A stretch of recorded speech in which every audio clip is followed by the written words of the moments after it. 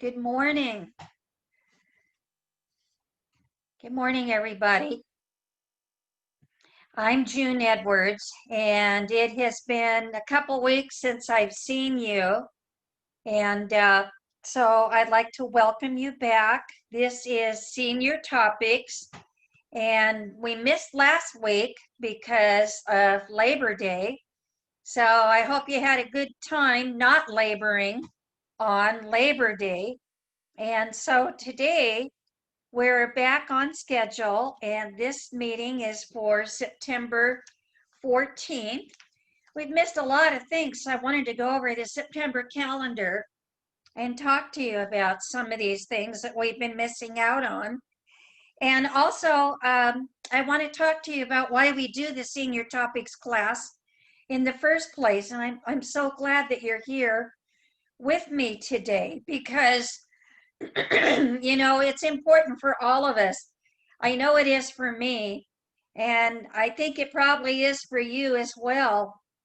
And that's because we have to keep our brains going, we have to keep our minds going. I talked to my mother not too long ago, and she lives in a facility up in Seattle. And it's like she had been in solitary confinement for 6 months. She didn't get to see anybody. There was no meals in the dining rooms. They brought sack lunches and suppers and put him outside her door and rapped on the door. And then she'd have to wheel in her wheelchair over there to get them and take the meals back. She does not have computers, so all she had was her TV, and she loves watching MASH and things like that, and her phone. And boy, did she know how to use that phone. I have a phone and I know how to use it. That's what she was like. Or as I should say, today we hold up these and say, I have a phone and I know how to use it. But anyway, now things are beginning to open up somewhat in Seattle as they are in Orange County. I think that you guys in Orange County are actually ahead of us in LA County and some other places. But there's restaurants, people can go and eat out. I've gone with my friends a few times, and you wear your mask into the restaurant, and then you sit at a table and you're able to order, and then you can take it off and have a conversation. And it feels pretty safe because your tables are far away from other people's tables. And I'm sure that things are beginning to loosen up a little bit at your facility as well. At least I hope they are. And here at the same time, we're realizing that we have to keep ourselves sharp. It's like we're coming out of hibernation. And so as we start contacting with more people, and I know at my mother's facility, they're allowing visitors now. They schedule a visit for 30 minutes and they meet out on the patio. And I don't know if you have that at your facility or not. I hope you have some kind of arrangement. And I know that people have used Skype and other kinds of computer means. And that's what we've been doing because I've so enjoyed keeping my visits up with you. And I do miss seeing you. And I hope you haven't forgotten me. And I'm hoping that we can get together in person before too much longer. But anyway, let's go ahead and let's look at the September calendar. And, we had, let me see, let me start with the 7th of September. I think we'll go back there as we missed last week. We had Grandma Moses. She was a lady who raised her kids, and her life was not that much out of the ordinary. And then she discovered after the children were gone and she was more on her own, I think her husband was gone, she found out that she could paint and she loved to do pictures. And before she knew it, she was a famous painter. She was a famous painter in her 60s and in her 70s. I don't know how old she lived to be, but it's just a wonder that this woman discovered a whole new aspect to herself, a whole new career when she thought her life was over. And I hope that's how it is for us, that every day we can find that there's new depths inside ourselves, and there's new things. There's new things that we can accomplish and do. On the 8th of September is International Literacy Day. And I was listening to a radio talk on my radio, which I listen to a lot of the different shows. And in this particular instance, a lady was talking about how important it was for her to get a new mindset so that she would not be so negative, and that she found that reading was such a good thing. And I'll tell you, one of the things I love to read, let me show you, is the Reader's Digest. And it just has so many interesting things in it that you can read about. And and on the talk shows, it's not always politics. It can be about other interesting subjects. So she talked about the gift of reading and what it does to spark your brain and to get those cells growing and exploding as you take on new ideas. So International Literacy Day, that was September 8th. On the 9th was Teddy Bear Day. And of course, everybody needs somebody to hug.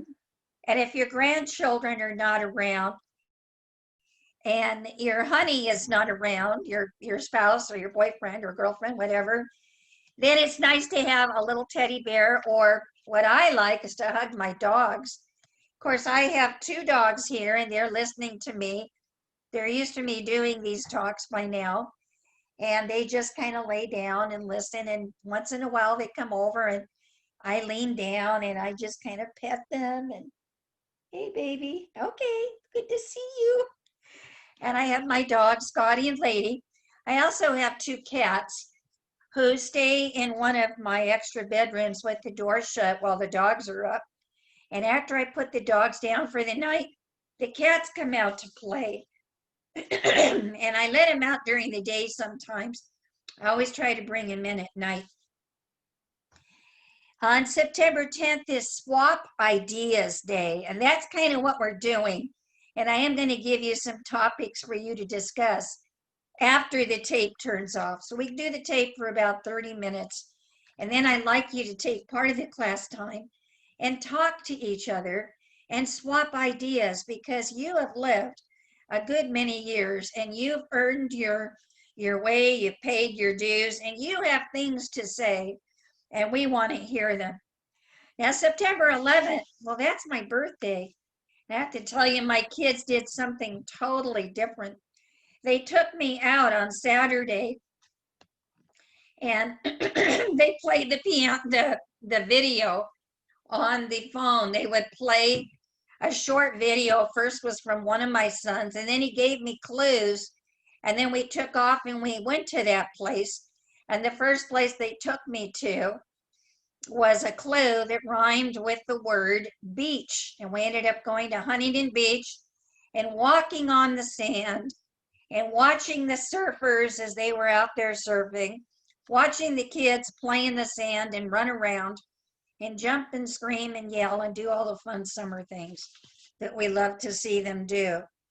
Excuse me. And then they gave me an envelope with $10 in it, and it was my other son and his wife, and they gave me a clue, and we ended up going to C's Candy Shop and getting a box of chocolates. Wow. Hey, who doesn't love chocolate? And that's a great thing. And then we got another clue and another envelope with $10 in it. And we went over to Barnes and Noble at Bellaterra. Oh, there's my phone. You know what? I'm going to turn it off. Sorry, I forgot to do that. And if your phone is on, would you please turn it off too, so that we're not interrupted during our talk. I'm sorry, you guys. This is life. This is the way I live it. And with me recording at home, you get to see a lot of what life is like out here. Okay, where was I? Oh yeah, September 11th. They took me out for Chinese food. And then my daughter and her husband got on the phone and they gave me a clue.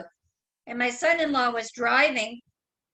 We ended up going to 6 different places, and each one they gave me a $10 bill, told me to go in, spend it on something, or I could keep the money, whatever I wanted to do. We ended up going to Joann's Fabrics, Michael's. We went to a park where we had lunch with our Chinese food because we could not eat indoors, the restaurant. What else did we do? Oh, we had gone to the beach. I know I'm leaving some out. We ended up going to all these different places. And then the last one, they said, you're going to go home and take a snooze. So I went home and took a rest. And then we had cake. And it was a wonderful birthday. And I hope that when you have a birthday, that people think outside the box and that they make it special for you in many creative ways. We used to just go out to restaurants and eat, but these days we're being much more creative with how we celebrate it. September 12th, this is a good one. National Chocolate Milkshake Day. Wow. So what did I do? I called up a Ben and Jerry's in Seattle, and then I called up Uber Eats, and I had a guy that I hired through this app on my phone, and he went to Ben and Jerry's, picked up the milkshake, and took it over to my mother's facility. He was not allowed inside, but the receptionist got it. And then my mother, who is now in the nursing center, they called up there, and somebody came down and got the milkshake and brought it up to her and presented it to her as if she were a queen. And my mother said that was the best treasure. She said, I feel like I'm coming alive again because people are coming out of their rooms. They're talking to each other. They're beginning to share meals a little bit, share jokes. And she got this wonderful milkshake. And I'm thinking it was a lot of money because I had to pay the Uber Eats guy, I had to pay for the milkshake, and then Seattle has all these crazy fees that you have to pay on top of that because you're using a delivery service. You're not just picking up the milkshake, but it was worth it. And I think if you can do something, if you can't give somebody else a milkshake, maybe you can figure out something else to do. Write them a little card, send them some flowers, do something, where we can encourage each other.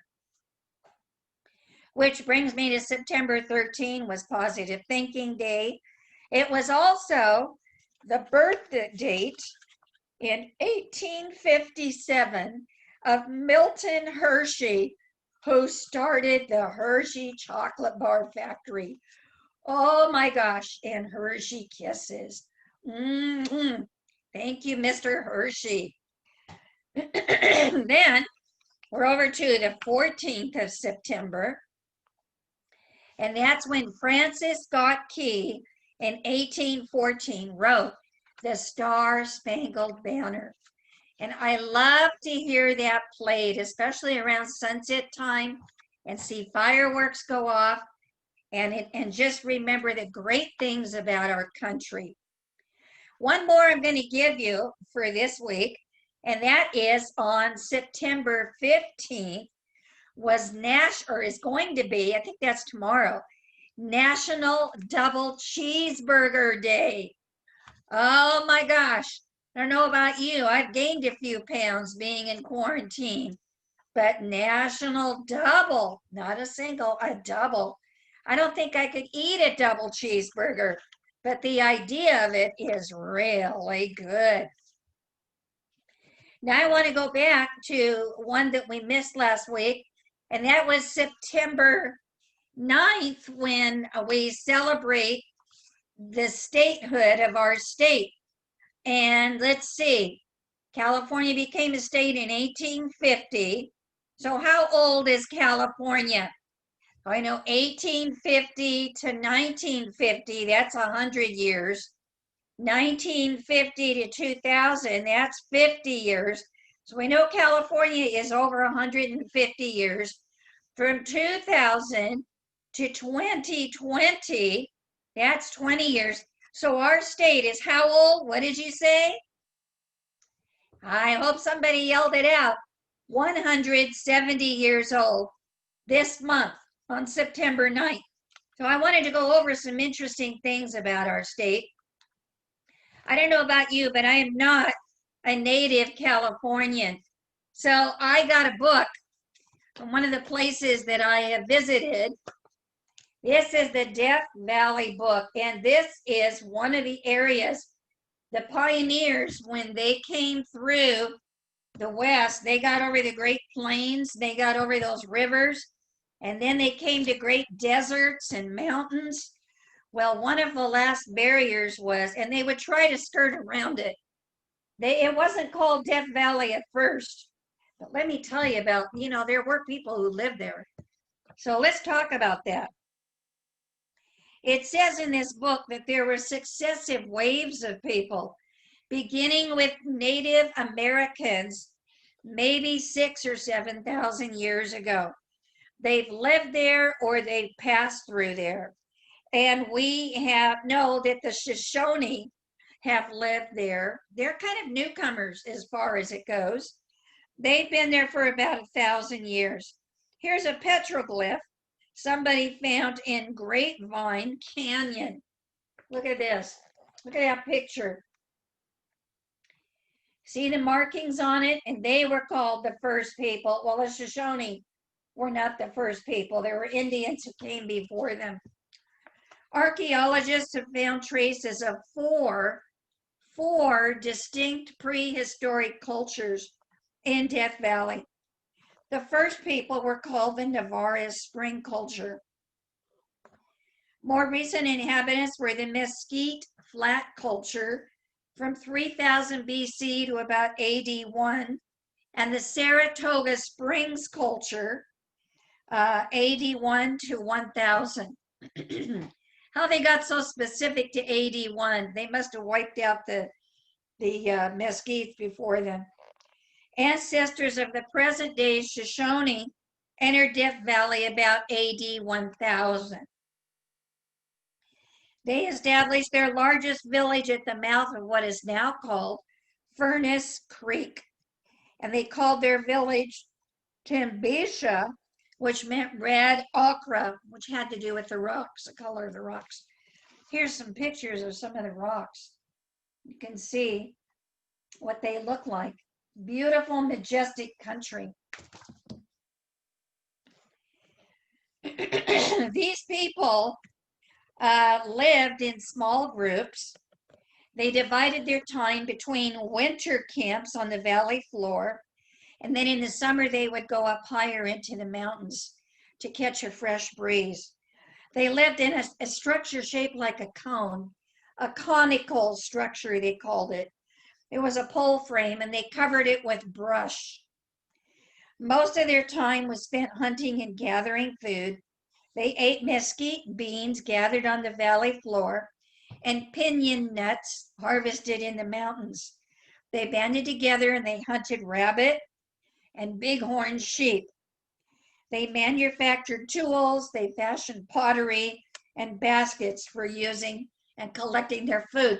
They also dried it. Have you ever had that beef jerky? My husband used to love eating beef jerky. Well, they would dry their meat and then they could preserve it, and they would dry fruits that they traded from other cultures they found along the way. Well, the life of the Shoshone changed forever when the 49ers stumbled into Death Valley. They watched as people with these huge covered wagons, big old white coverings over these wooden beds, they were pulled by horses, or they were pulled more often by oxen. I think the oxen could take it better than the horses could. The people staggered in, and gold had been discovered in California in 1848.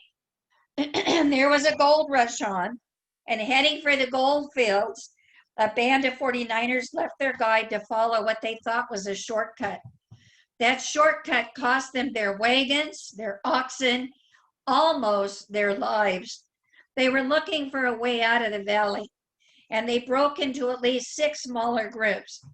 William Manley and John Rogers left the Bennett Arkin party at Bennett's lone camp on the valley floor, and they had to hike for a long hike 250 miles to Los Angeles to get help, and then they had to hike the 250 miles back.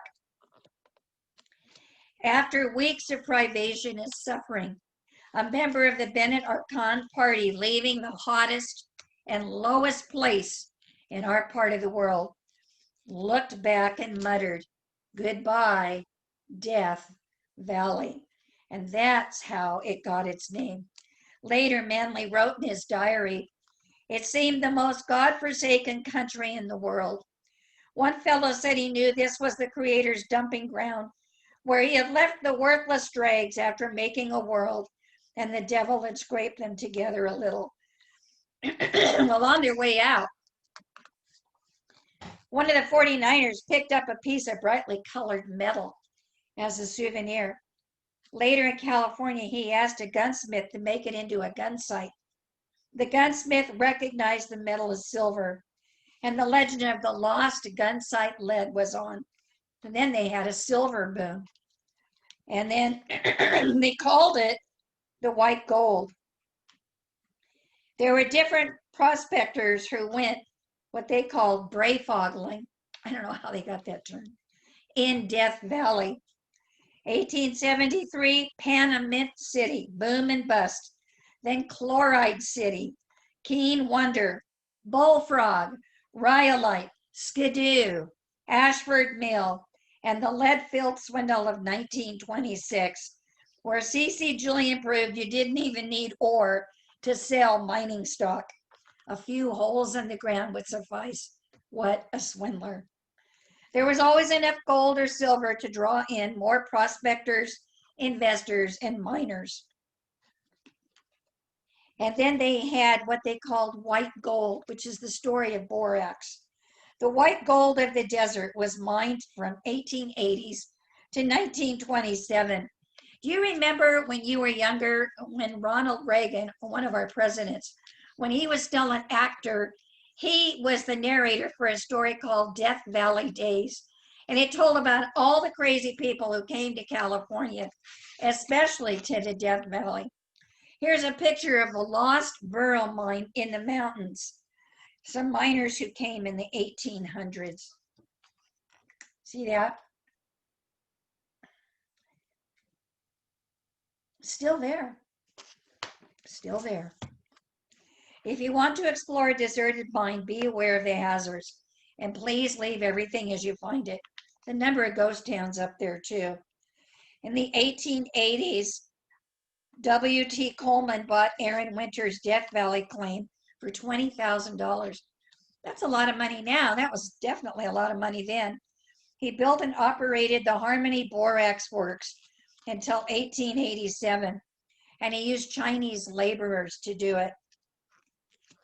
They would scrape the borax off the floor of Death Valley, and then they had to refine it to separate out the worthless mud and salt before 20 mule teams hauled it out. Here's what it looked like. That's a kiln that they used.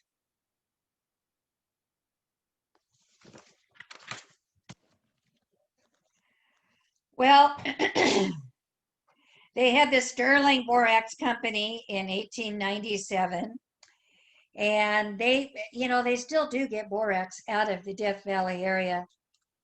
The Shoshone and their predecessors lived in Death Valley for thousands of years. The 49ers were the forerunners of the prospectors who searched for treasure in every out-of-the-way peak and granny and canyon that you could think of.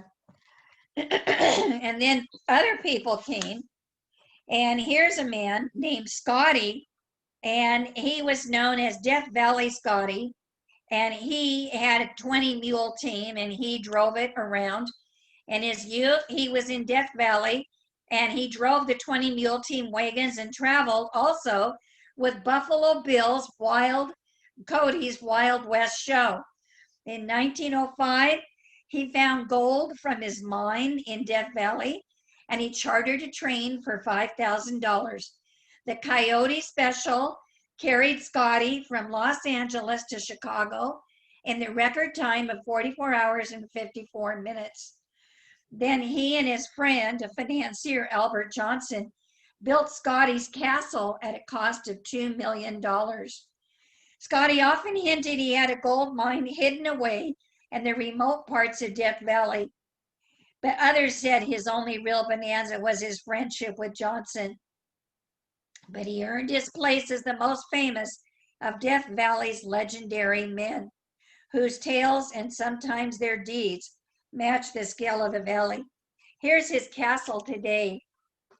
I think it is currently closed, but it has been open. I've been in it, and here you can see some of the rooms. There's his bedroom, and you can see he even has an organ. There's his hat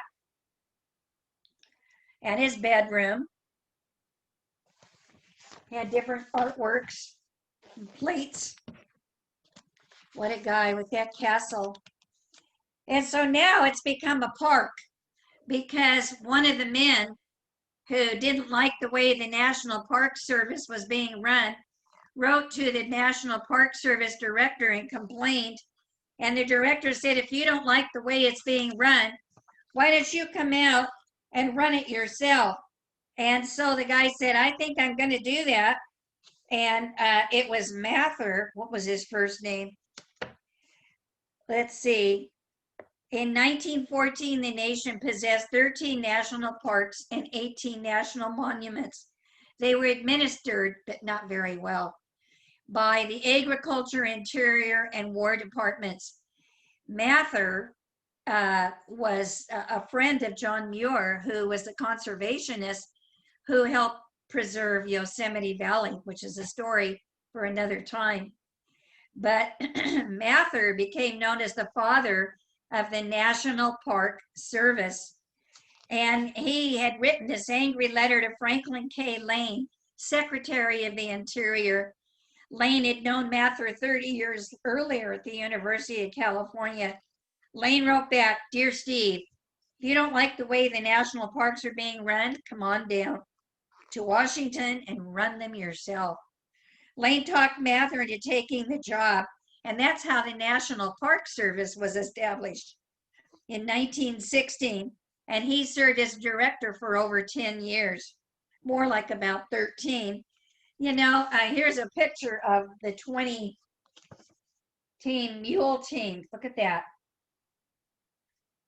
Just seems like those mules go on and on and on.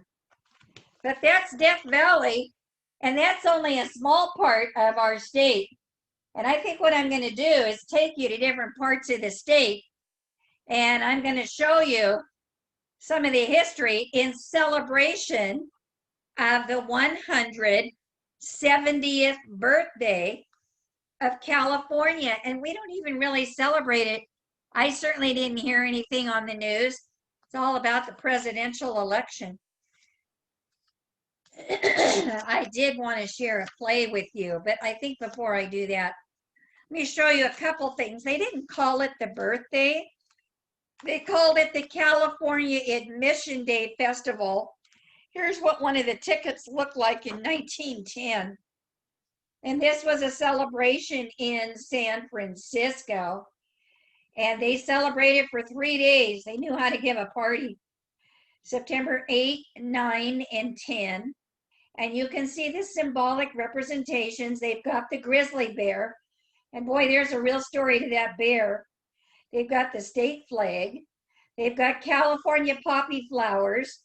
They've got the redwood trees, a California Spanish mission, a medal stamped 1850, the Pacific Ocean, and the mountains. They're all things that have to do with the admission day. Now I have another ticket from the same year because it was the 31st state to be admitted to our great union of the United States. And here's one of the 49ers. There's got that grizzly bear there. And the miner is waving the United States flag. We were so proud of the fact. You can compare this image to the Panama Pacific International Expedition. And this festival was a celebration of California being the 31st state to be admitted to the Union on September 9th. Okay, we're going to leave California for just a few minutes. I'm almost done, I promise. And that is some things you can do to keep your room, which is your home, to keep it healthy. And I'm getting this out of Reader's Digest. Most of us have spent more time at home, more time than we ever imagined that we would. Maybe you took the opportunity to clean your room, to throw out things that you no longer wanted or needed. But here are some tips about keeping it clean, literally. One of the things you can do, which I need to do more often, when you first come in the door, take off your shoes. A University of Arizona study found the average shoe harbors 421,000 different bacteria, including Escherichia coli and strep. Oh, we're not just going to worry about COVID now. No, we got to worry about 425,000 other bacteria. Pesticides, tar, lead, mold, and cleaning chemicals can get tracked into your home from your shoes. So what you do instead, I don't like walking barefoot. My feet start hurting. Leave a pair of slippers by the front door. It's a good one. I think I'm going to try to remember to do it.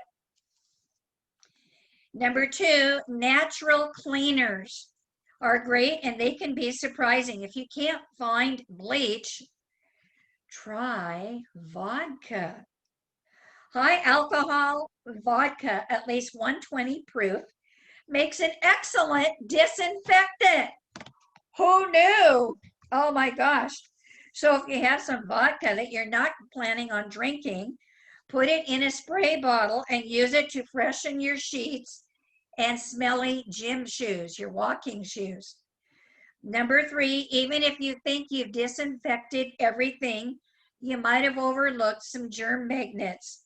One notorious offender is your toothbrush holder. Rinse it daily and run it through the dishwasher or just under the tap in your bathroom sink. Another culprit, kitchen sponges. They are so unsanitary, they've been banned from restaurant kitchens. Number 4, portable ultraviolet lights are a germ killer. Hospitals use powerful UVC light to disinfect rooms because, get this, it kills viruses. Possibly even the new coronavirus. But beware, not all home disinfecting systems use UVC. And be careful, if you're under it too long, it could burn your skin. And the last one, number 5. If the walls in your home feel as if they're closing in on you, maybe you could freshen them up with a new coat of paint. And if you can't do that, you can hang new curtains because color influences your mood. Blue boosts your creativity, according to research from the University of British Columbia. Red increases attention to detail. And that's where I'm going to stop for today. I hope you've enjoyed our sharing. Now it's your turn. I have some questions I want to ask you. Number 1, what is the birth date of the state of California? Think about it. See if you can figure that out. Number 2, what is something else, some other activity or event that you have celebrated this last week? Was it the National Chocolate Milkshake Day, Make Your Bed Day, Swap Idea Day, Grandparents Day? Was it Positive Thinking Day? If you could pick one, which would you pick for a group activity at your facility, and why would you pick that one? And then the third one, have you ever been to Death Valley? Do you have any stories to tell about Death Valley? I do, and I'll bet you do too. But that's it for today, folks. I think I've overextended, yep, by 5 minutes. We went a little over today. I will see you next week. Have a great day and a great week. And remember to encourage somebody else.